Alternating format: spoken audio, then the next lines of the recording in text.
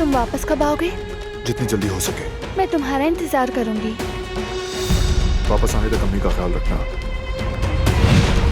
हमारा कबीला भी, खानदान भी तुम्हारे हवाले है। लगता है कोई सीरियस बात है, तुम मेरी तरफ देख ही नहीं रहे। क्यों परेशान हो तुम फरात?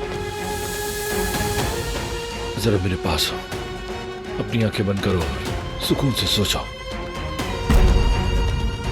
हेलो आकिफ, बारा, वो जंगल वाले केबिन में गया है जवाहिर से हिसाब चुकाने।